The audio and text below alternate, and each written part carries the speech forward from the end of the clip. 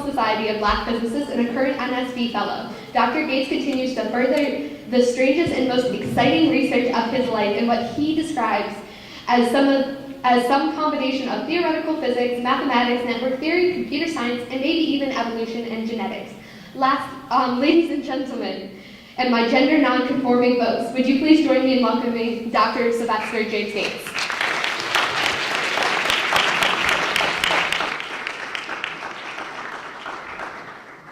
Good day. Let's try this again. Is this thing on? Good day. Good day. Hi, how are you? I'm happy to be here. First of all, I always like to thank the folks who are responsible for me coming to make a presentation like this. In this case, Dr. Notaro, Dr. North, who were the first people apparently who thought about bringing me here. I have a very strange life. Effectively, I have 4 simultaneous careers, and that means that I'm always on the run somewhere. I'm happy to be here at Old Westbury today. Let's see, I was in New York probably about 2 weeks ago, so I'm all over the place. Last month or so, I've been in 6 different states. Now, most of you have never heard of me, and that's just fine with me, because well, first of all, I'm not Morgan Freeman. And believe it or not, I have dozens of jokes about being misidentified as Morgan Freeman, but never by African Americans, I have to tell you. I am also not Neil deGrasse Tyson, although I've known Neil since he was an undergraduate at Harvard, so Neil and I actually go back a long, long way. But unlike Neil, I've chosen to live my professional life to the best that I could running under the radar. I have not wanted people to know who I am, and I was relatively effective at that for up until about 10 years ago. And then I kind of got called out. But you know, it's not so bad when you get called out by someone like President Barack Obama, because that's effectively what happened to me, and that will be part of my presentation today. So I'm a theoretical physicist. I'm also not Sheldon Cooper. Although I do what he pretends to do on that show. I have spent my entire adult life working on the mathematics that's closely associated with string theory. So there are real people who do that stuff. We're just not on TV.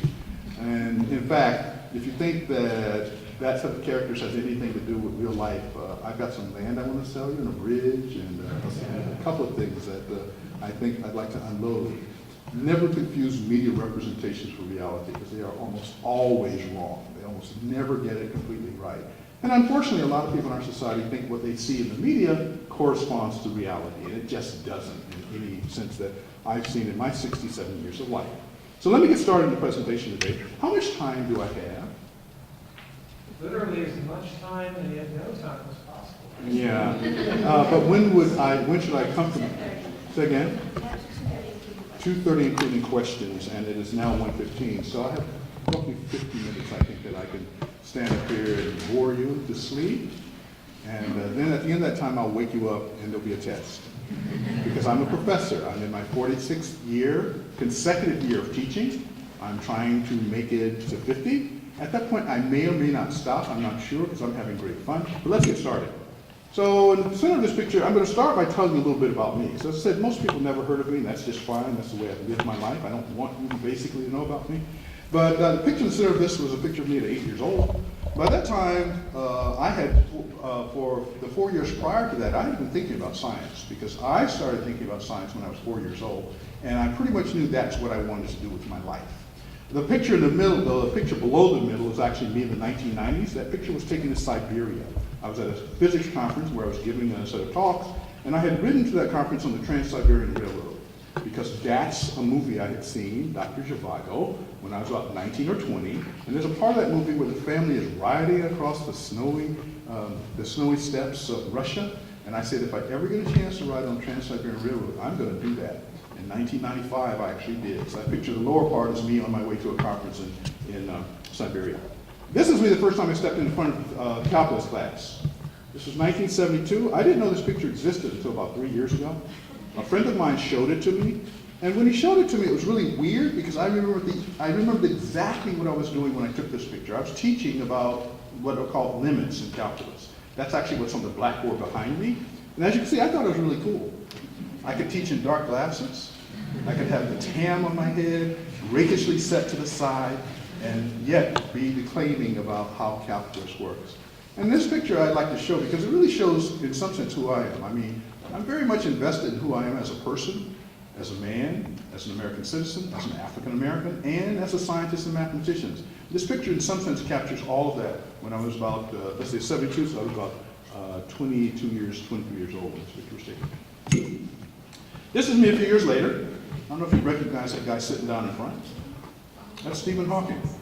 This is a picture that was taken in 1980. As I said, I've been doing this stuff a long time, even though you've never heard of it. Stephen and I actually knew each other from 1980. And the last time I saw Stephen was actually 2008. And so our paths crossed many, many times in our life. So I actually have Stephen Hawking stories that I've never actually seen published from some of those interactions. I will tell you one thing, curious thing about Stephen. He liked to gossip. And if you stop and think about the challenge that presented, because, right, he has to use his eyebrows to carefully type out messages. And the spring quarter of 2002, I was at Caltech. Stephen used to come to Caltech every spring and spend the spring term there. And that's particular time, all the physicists in the department were doing a lot of traveling. So I had to host Stephen for lunch for an entire quarter on every Monday. And that's when I discovered this attribute about Stephen liking to gossip. And that's me at Caltech. I had the perfect spherical afro. So that's who I am. As I said, I've lived my entire life doing science. It's the only thing I ever wanted to do. But what's really weird to me in my life is, even though that's what I dedicated my direction to when I was, even as early as I said, starting at 4, all through elementary school, all through high school, all through college, it was science that I wanted to do.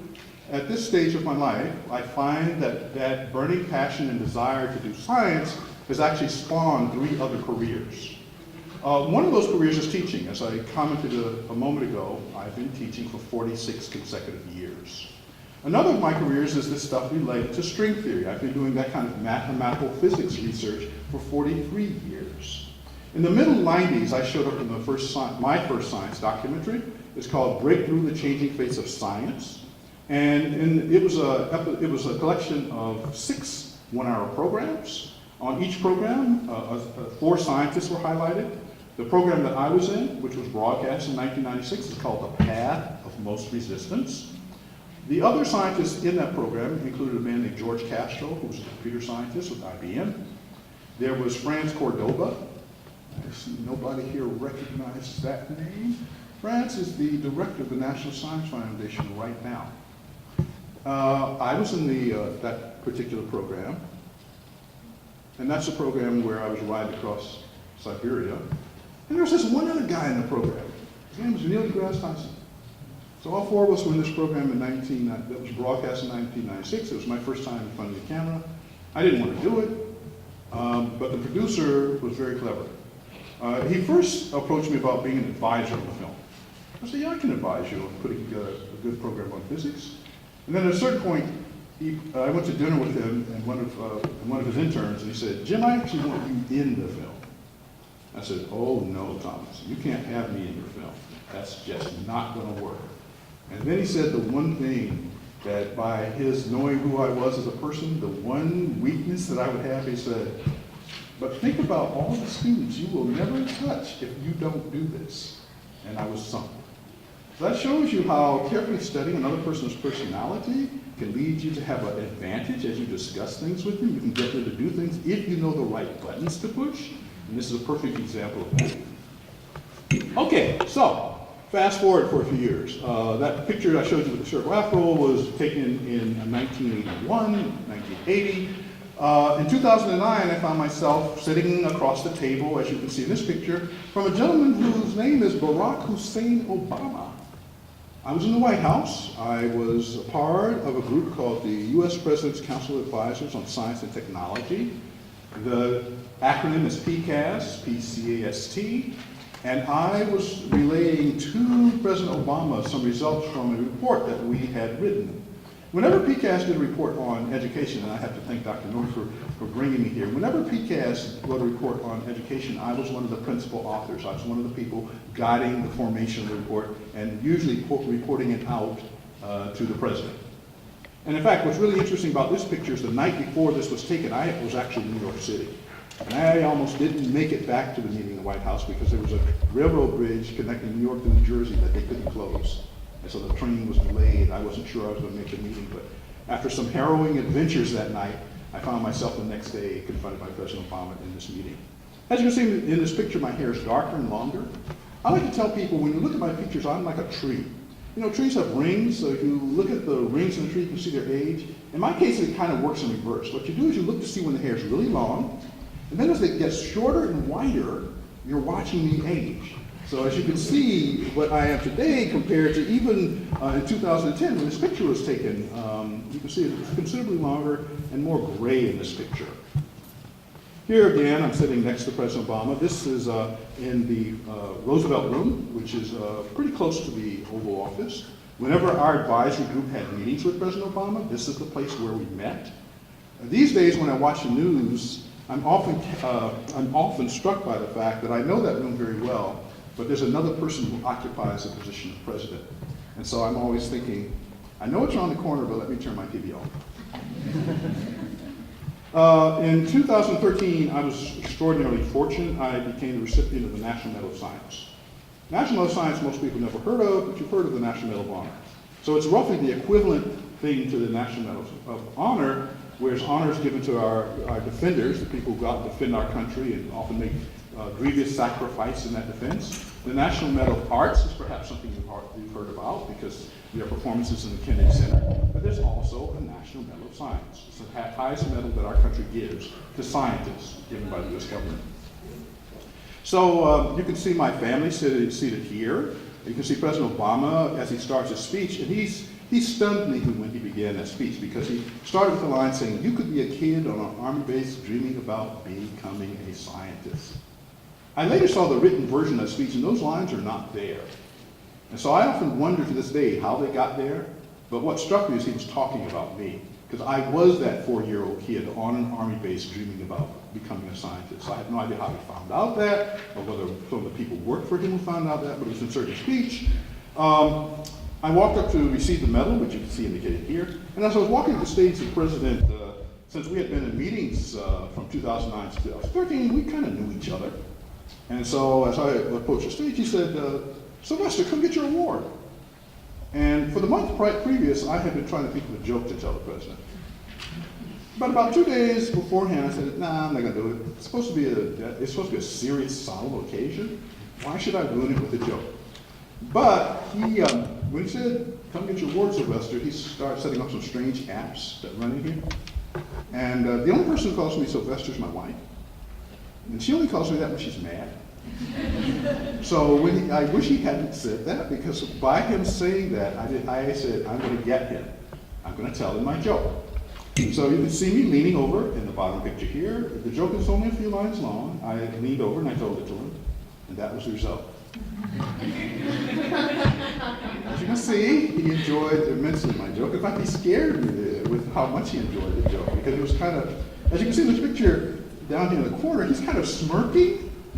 And he was like enjoying the joke, and I'm standing next to him. And I'm like, I gotta get out of here. So anyhow, that's why and how I come to give this presentation to you today. Because during the time that I was on the advisory council to the president, I became part of an advisory group, and we looked at many issues in the United States around how science, technology, engineering, mathematics impacts economy. Because a lot of people, when they see the word STEM, the letter STEM, they think, oh, that's for professors, that's for scientists, that's for mathematicians, that's for engineers. It has nothing to do with me. And if you think that, I'm hoping to change your mind by the end of this talk. So why do we focus so much? Well, you know, our population is about 300 million people, 330 actually now, and it continues to grow. So let's imagine a world where the size of our economy stays the same, namely the amount of gross domestic product doesn't change from year to year. The population is growing. What does that mean for the average person in society?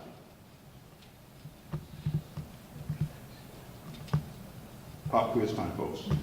What does that mean? Population is growing, economy stays the same. I see one person who has been too shy to say, but is giving me this signal. That's exactly right. The average person becomes poorer. Right? Population getting bigger, economy not, average person gets poorer. So that's the driver for why you want the economy to grow. It's actually our population. If you want everyone to at least have the standard of living that they have right now, then in the future the economy has to be larger to compensate for that fact that more people are around. So that's the big driver.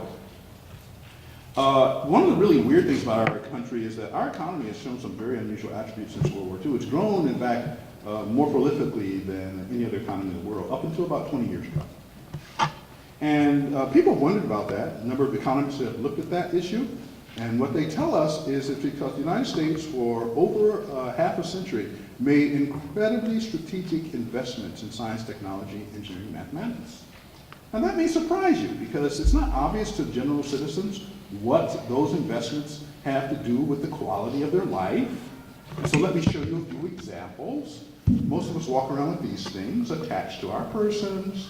Most people think, well, some corporation made this thing. Well, that's kind of right. But you see, corporations, in fact, are incredibly short-sighted. They, in fact, do not invest in the long-term future. What they're thinking about is the next quarter of profits. And if that's the case, that means somebody's got to figure out the technology that's going to be useful for new business products and services 15, 20, and 30 years in the future. Who's going to be thinking about that? It turns out corporations don't. The only organized part of our society that does that is the government. And that's why you don't want an extraordinarily small government. Because remember that economy's got to continue to grow. If you cripple the government's ability to invest in those technologies, those processes, those developments on the far edge, you cripple our economy in the future. So there is a connection, it turns out, between the economy and what the government does and stands for. So I learned these kind of things while I was advising the president, because I'd never thought about these things. Like most of you, I'd never thought about this stuff before, but now suddenly I had a responsibility of it to advise the president. So we wrote a couple of reports. One of them was called Engage. It was Prepare and Inspire, which is about K through 12 education. We wrote a second report called Engage to Excel. That was about post-secondary education, typically the first 2 years after college. And we talked about what we saw on the horizon for developments in the economy versus what that means for someone who is in school right now. What should you be doing to maximize your opportunity to have a great economic life in the future? So one thing is we talked about it as a way to unlock the American dream. Again, most folks don't think that that's what's going on in school. An investment in the educated workforce is actually the secret to the American dream. And what's really interesting is actually been true for an extraordinarily long time. But once again, since Americans typically don't pay much attention to history because we're kind of ahistorical as a people, it's useful to review that. So let me go back. There's an extraordinary book that was written, I believe, in 1998 or so. It's called The Race Between Education and Technology. It's written by Claudia Golden and Lawrence Katz. They're both faculty members at Harvard. And what they pointed out was the link between the education level of the United States population and what happened to its economy, not just in the last 50 years, but all the way back to the 1810s and 20s. This is a plot of the size of the economies of the US versus Britain. You see Britain in red, and back around 1830 or so, you can see their economy was about 2.5 times our economy in size. Something happened in the United States around that time that didn't happen in Great Britain. Something called the Common School Movement occurred. And the Common School Movement was the requirement that every young person in this country must go to school at least through 6th grade. Before this movement occurred, there was no law about truancy. You could either send your kids to school or not. Nobody outside the family had any say-so. But with the Common School Movement, suddenly there were laws saying you cannot have truant children. You have to send them to school. Now you need to understand that when that occurs, that means parents are giving up some rights. Because up until that point, your parents' right to control what their children were doing was absolute. Now suddenly, you're losing that absolute power over your children. Now why were people giving up that power? Well, because there were people in those days, because this country's been working in an incredible way. I once described the United States as perhaps the sweetest dream our species has ever had. And part of the reason is that it's because what we have been able to do as a nation over the course of the last 254 or so years. So the Common School Movement starts in about 1830s. That means that by about 1850, we had the best educated workforce in the world. Now, Britain took another route. What Britain said was it's only the people in the upper classes that need a quality education, not the common worker in the society. And so they didn't invest in the common worker in society the way that we did. So our workforce was better educated. By the time we reached this point of having the world's best educated workforce, our economy is roughly half, so you can see we're starting to grow. But then look what happens after that. By about so here's 1860. In 1862, something incredible happened. By the way, 1862, anybody know what was going on in this country around that time? How about the Civil War? Our country was having a civil war in 1862. And yet, an act of Congress was passed called the Morrill Act of 1862. It established the large public universities across this nation. It was an investment from the federal government that started, and in fact, University of Maryland, which is my previous home, started the university system here in New York, started the university system all across the country. It was an act of Congress, an investment of funds. And once again, no corporation, no collection or faith-based communities, no charities. It's the government that sees the need to make this investment. Now you can see that with this educated workforce, our economy goes into hyperdrive. It soon catches the British economy around 1880. And then in 1890, a second Morrill Act was passed.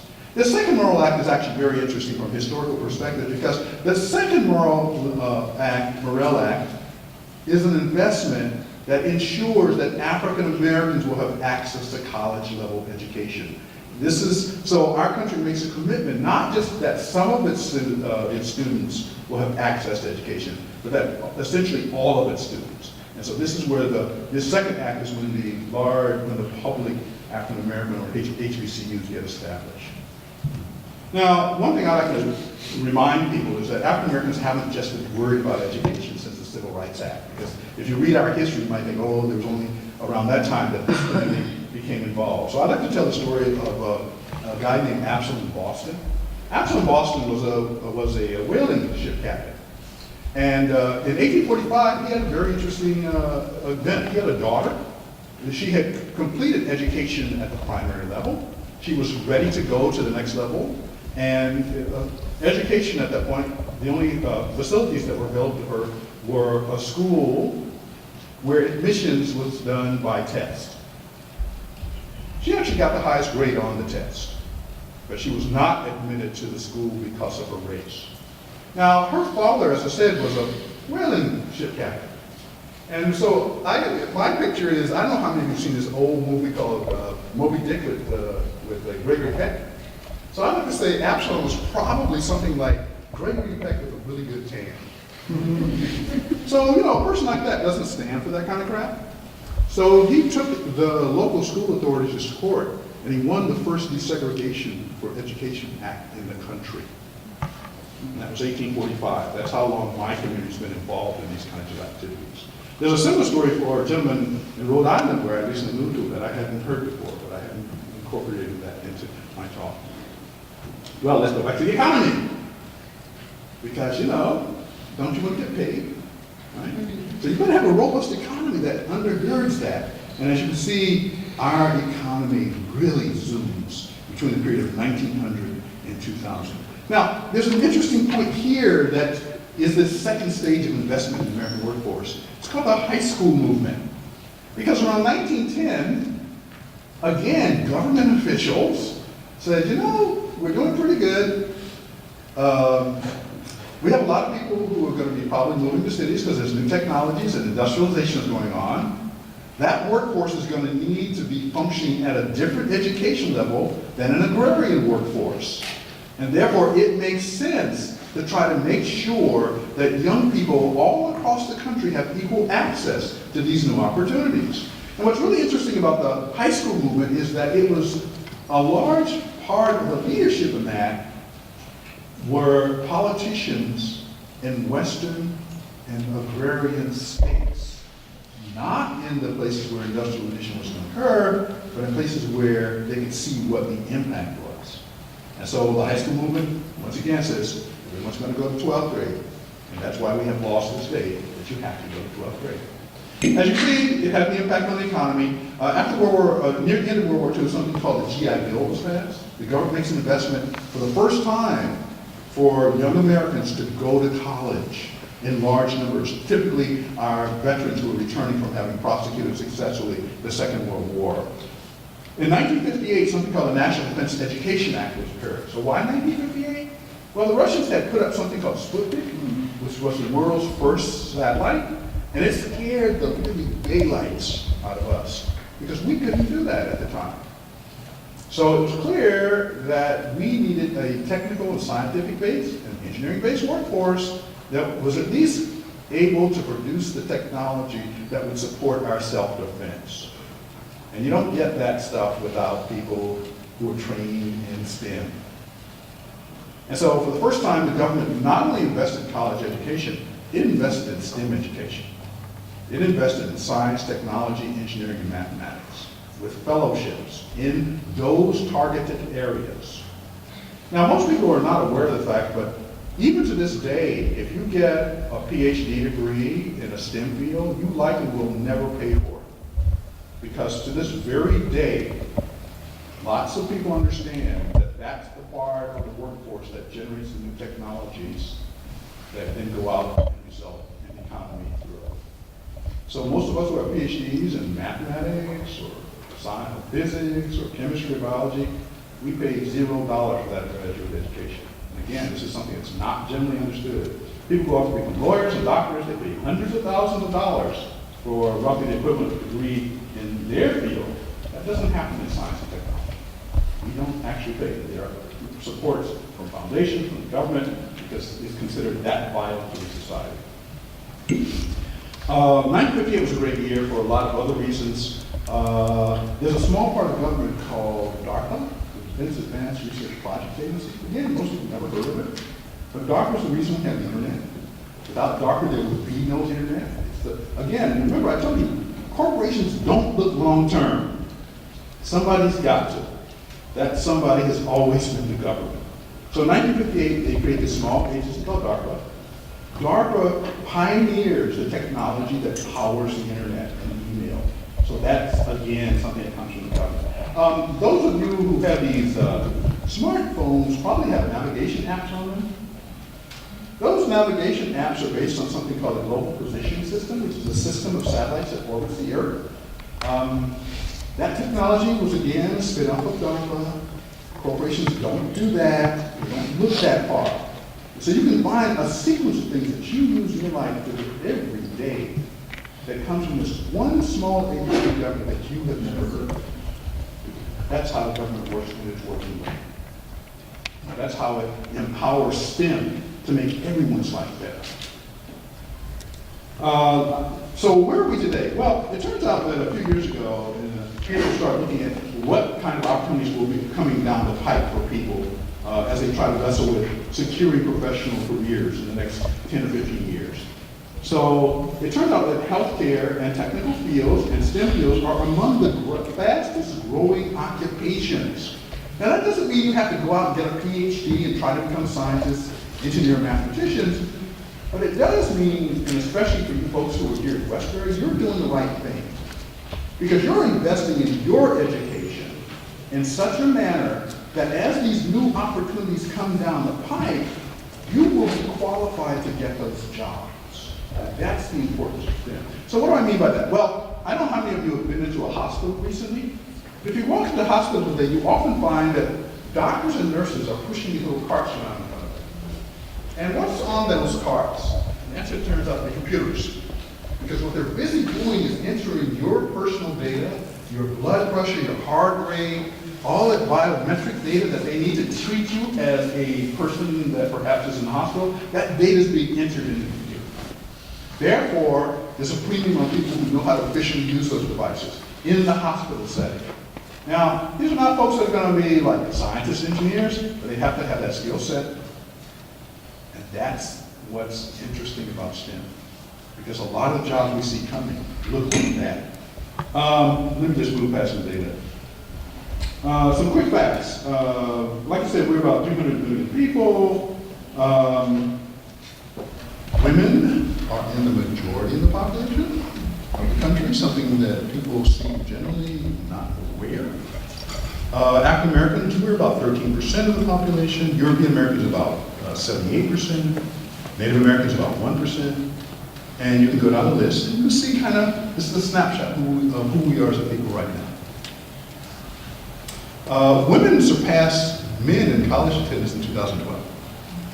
Again, something that's not generally recognized in our society, that women are performing better at obtaining higher educational levels than men are. And this has been true for about 6 years now. You can see the numbers in terms of enrollment here. You can see degree attainment, but it's just that the ladies got it, guys. They're outdoing us. Now that has some interesting implications that we're going to come back to. Because remember I told you that jobs are getting tied to education? And who's getting the education now in accelerated numbers? We're going to come back and see some of that in a little while. Population's changing. So right now, as I said, we're moving to a situation where our European population, as a percentage, is declining.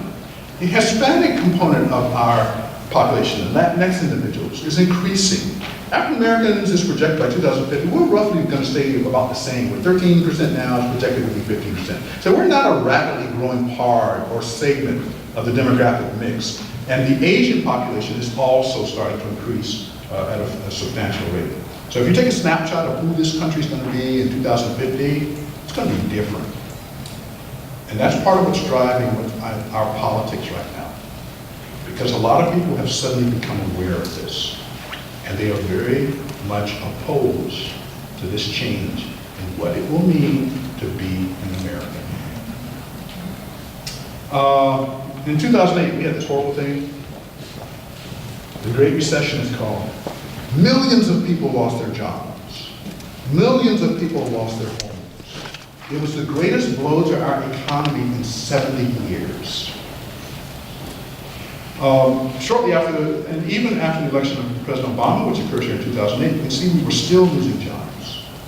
Well, fortunately, around 2010 or so, we were starting to dig our way out of that. And ever since then, our economy has continued to improve in terms of the number of jobs that are being produced. That goes on to this day. Now, the current occupant of the White House would like to take credit and say he sped this up, and he hasn't. If you actually look at the numbers, when we had the greatest production of jobs, that actually occurred when President Obama was in office, not in the current president's term of office. So, don't get taken in by the hyperbole. Go back and look at the data. It's easy for anyone to find. That's the great thing about the internet.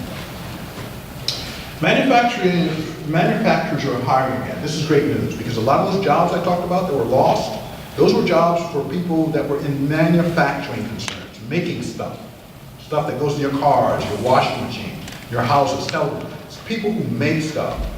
A lot of those were the jobs that disappeared. And in 2010, we started to see an increase those jobs, so the economy started improving. The skills mix in our society is changing from high skill is maybe a doctor or a lawyer. Middle skill is people working in manufacturing, for example. And low skill might be janitorial or some other service positions, some salespeople. Our country is curious in many ways. We have the largest percentage of lowest paid jobs of any advanced country in the world. You can see us at the top of this chart. We don't, by the way, I don't think we want to be at the top of this chart, but that's where we are.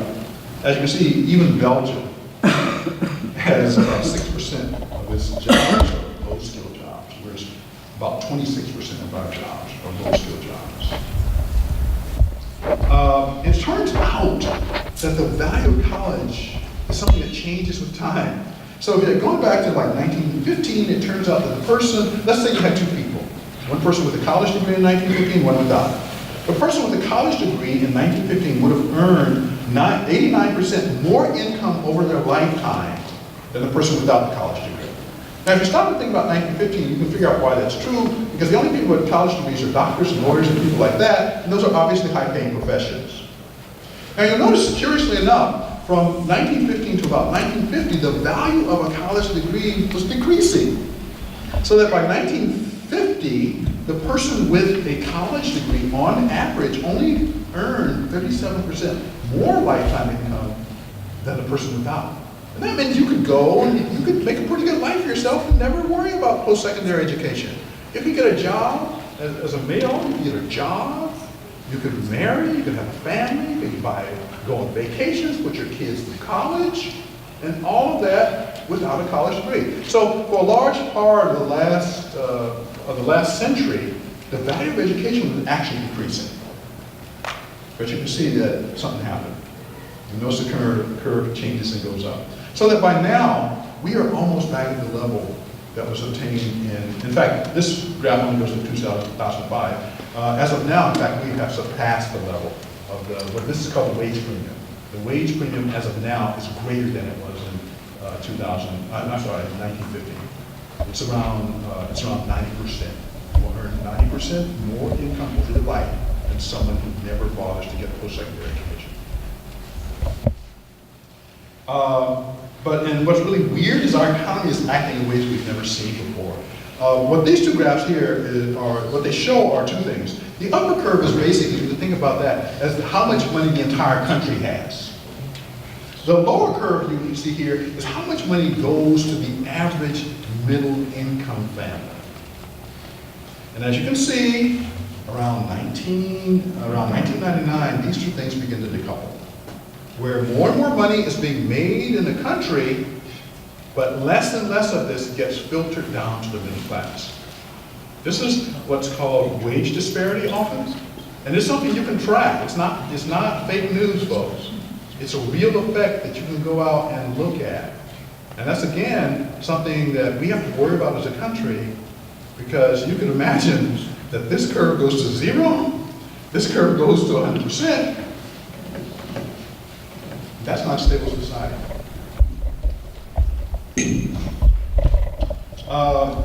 And one of the really weird things is you can ask questions. When did this decoupling start to affect how people live?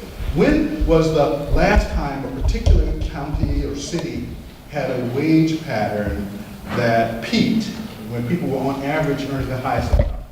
And this is a graph of that. 45 years ago, it peaked for 210 counties.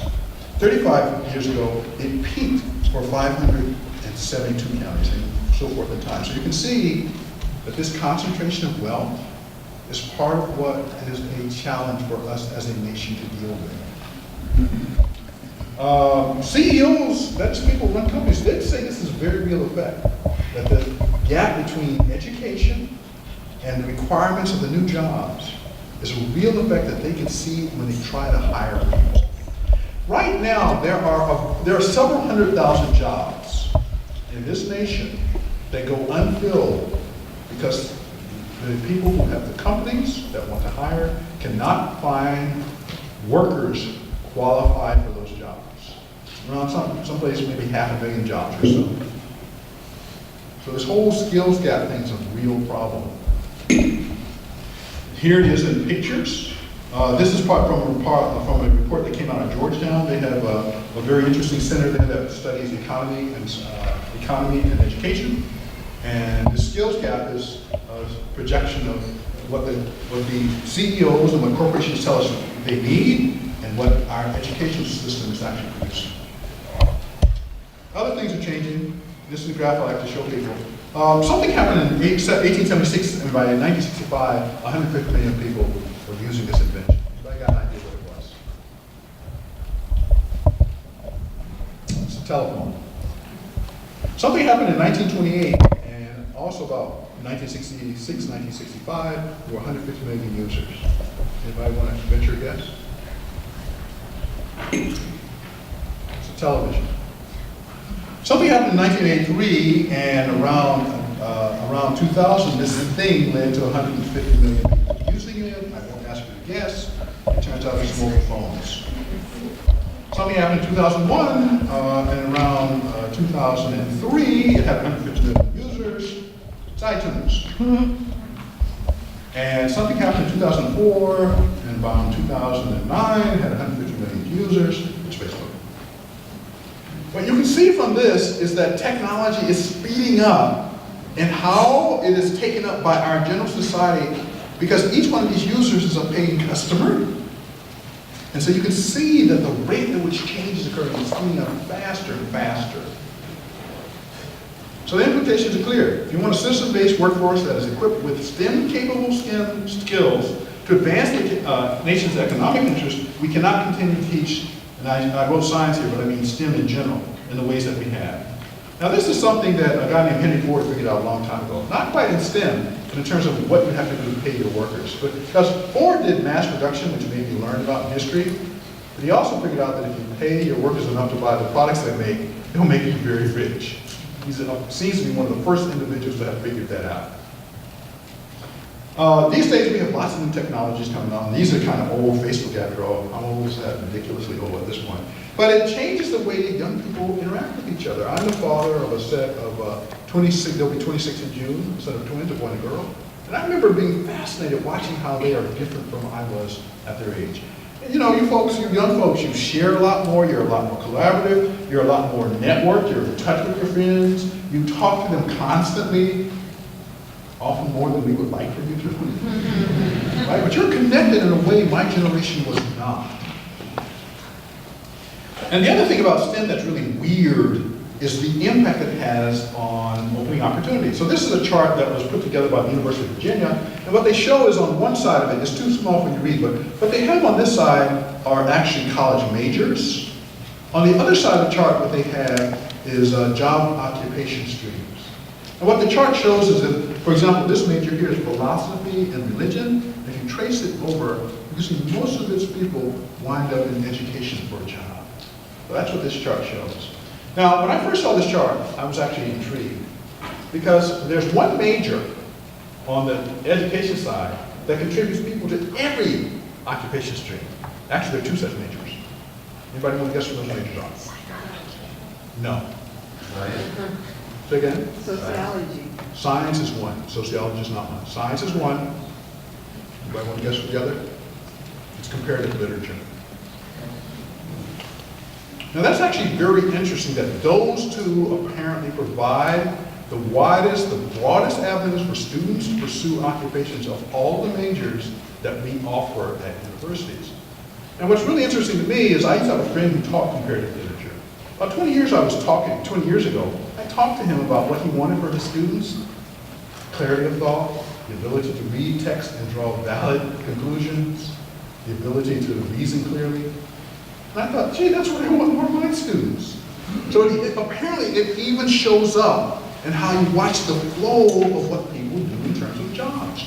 Now this chart was put together by the University of Virginia. There's a similar chart that was put together by the National and the Department of Education, and it shows the exact same effect. So I'm pretty sure it's a real effect. So, what's going on with jobs these days? What's in this picture? Robots. In fact, there is a collection of technologies: automation, artificial intelligence, information technology, robotics. All of them are coming together, and they're changing the way jobs get done. As you can see from this picture, you have a bunch of computers running robots that are building cars. Now, this to me has something to do with what you're going to have in terms of job opportunities, because those jobs aren't going to be there. People who run these robots and computers, they're going to have jobs, but the people on the floor building these things, those jobs are not going to be there. A few years ago, Google put this thing on the road. It's the first version I saw of an autonomous driving vehicle. And I remember when I saw this picture, I'm like, who's going to want to buy a car with a trash can on top of it? I'm not going to buy one of those things. I don't care what it does. Right? So technology advances. So here it is without the trash can.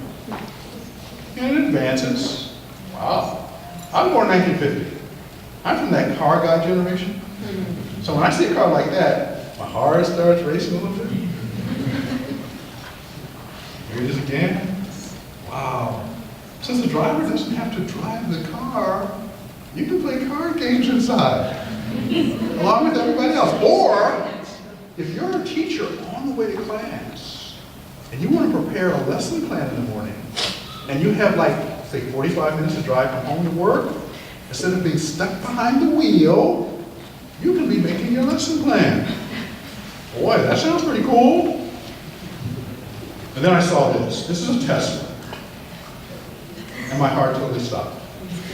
Like I said, I'm a car guy generation. This is just amazing to me. So autonomous transit is going to have enormous impact. You can see, in fact, Uber has actually started playing around. Uber, Lyft, both have started playing around with autonomous driving vehicles as opposed to people who pick you up. But if you look in this corner here, this is the thing that I find scary. Let me blow that up. It's this thing. Autonomous driving 18-wheeler. And this is not science fiction, folks. This exists right now. And in fact, about a year or so ago in Colorado, one of these things was used to deliver an order of Budweiser from the factory to the distribution point, several hundred miles away. These things exist right now. Now, somewhere between 3 and 5 million people in our country make their living connected to long-haul transport of goods. What's going to happen to those jobs? Because you see, these things don't need to sleep. They don't go on strike. They don't, they don't misperform, we hope. It's not too badly. But all those jobs are now at risk. And Teamsters are not known to be particularly docile. So I think we're going to be in some very interesting times in the next couple of years to watch how this technology gets taken into our society. There's all these services like Airbnb, Breather, Airware. People are talking about having drones do short-scale delivery. What happens to the UPS drivers? And so our challenges are, in this environment, how are we going to have a workforce that can cope with this? Now, there are a couple options. You could say, stop it all. We're not going to let this stuff happen. Let's forget these technologies. Let's make sure that this doesn't happen. You can try that, but there's no instance in history where that's been long-term successful. I don't know of any society, advanced society, where the objections of the workforce have stopped the advance of technology. I just don't see any examples. Now, if you folks have some really cool plans for doing that, I'm willing to listen, but I don't know of any. If that's the case, we're talking about the environment that young people are going to live in. Let me just move along quickly here.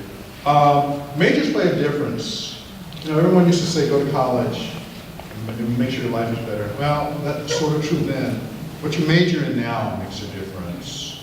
It's certainly true that between high school and college education there's a big difference, but now majors make a difference. And you can see the differences here in terms of in terms of the highest paying majors, in terms of people who do business. You can see, curiously enough, STEM sits right under business. Again, something you wouldn't guess. You would think that somehow a scientist or engineer, maybe they're not so well paid. But that's just not true in our society. And they're becoming increasingly more valuable to the society. I have a couple of friends who are billionaires, but it's not because they went to factories, it's because they figured out how to do stuff on Wall Street with numbers. With arithmetic. With mathematics. And so, you gotta worry now. Now I know when, we always say follow your heart, and that's really true, but be informed about what your heart means for the future, because it does have financial implications. We're in an environment where workers, employers, and trainers are going to have to work together if the ordinary person is going to survive. It's likely that you're going to change jobs several times in your working lifetime. I've been in the same job for 30 years. Almost no one's going to be able to say that likely in the future. It means you'll have to be continually undergoing training. And the way that you do that is often around the set of skills that come out of STEM. Now let me go back to this point I made earlier, because I pointed out the comparative literature. Now, so there's something very curious going on in comparative literature. If you want to go be a STEM major, perhaps what you should think about is comparative literature. And ask yourself, what is going on in such a class that it translates into a skill set that broadly prepares people for all the occupational streams? Because something is going on there. So you don't have to just major in STEM, but you got to get the skill set. That's the important message. It's not that STEM is a be-all and end-all. It's not a magic gateway. It's the skills that you occupy, that you master in those areas that seem to make a big difference. I'm going to go through this because earlier I talked about female women in our society. This is a chart that was in the New York Times in 2015. The blue lines are occupations that are mostly occupied by men. The red lines are mostly occupied by women. And you will note that there are a lot of red lines that are going up and a lot of blue lines going down. And let's see if I can find it. This is one story that's related. There's a lady by the name of Donna Colby, 53 years old at the time, who switched careers and became a radiological technician in the hospital. And her husband had been an auto mechanic, and up until that point, he had been the breadwinner. He had been the major, the income of the family had come principally from him. She had been a waitress beforehand. But she got retrained, went to a community college, a 2-year college, a training program, and got certified to be a radiological technician. She became the principal breadwinner in that family. Now, Mr. Colby continued to struggle, and so at some point they decided that if he would get retrained, it would be a boon to the entire family. In some sense, you can think about 2 cylinders in the engine and both of fully hitting him if he would get similarly trained. So he enrolled at a 2-year institution, but he quit. And she had this very interesting comment. She said he got tripped up over the math and did not go back. Now, he wasn't trying to become a scientist or an engineer. He was just trying to be, to be supportive economically of his family. But because of the challenge around a STEM major, he was not able to make that leap. I think that's a tragedy. I think that's a true tragedy for our society. So I'm going to end here. This is my family. In the family, you can see me in the middle here. This is the day I got the National Medal of Science. You can see my son on the, I guess he's on the left side picture. My wife standing next to me, and my daughter. We're a STEM family, folks. My wife is a medical doctor. My daughter's actually in graduate school. And my son, being a boy, is trying to figure it out. But we did get a chance to meet the president on the day that I got the Medal of Science, which you can see hanging around here. And it's all because I decided I was going to do something in STEM. Thank you.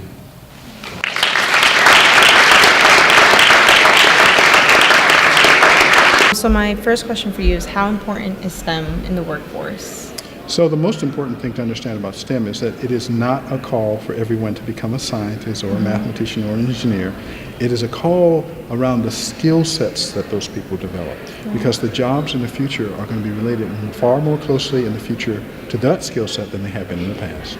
And then my other question for you would be, what would you advise college students when they're trying to be doctors and lawyers or something related to the STEM field, but they're discouraged by the level of difficulty that they may face? So all I can say is nothing in life comes easy.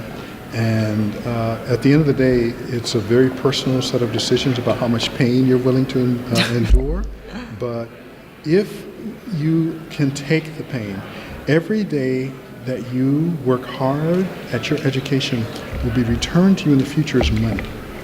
Now, you in your presentation, you state that you were a 4-year-old boy in the military base dreaming about STEM. What would you tell the 4-year-old little girl who's dreaming about STEM? Because typically what happens is that females tend to be discouraged in that workforce. Sure. So I have a daughter who is apparently going to become a physicist with a PhD shortly. And so when people ask me about how to encourage young girls, I think about my daughter and what we did that has sustained her in her desire to become a scientist. I think the most important message that you can give to a young woman or girl or any member of a group that's not traditionally pursued science in our society is that at the end of the day, the universe doesn't really care about your gender, about your ethnicity. All it cares about is, do you have a mind that is capable of comprehending it? If you feel you have that kind of grace or gift, then I think you ought to pursue it.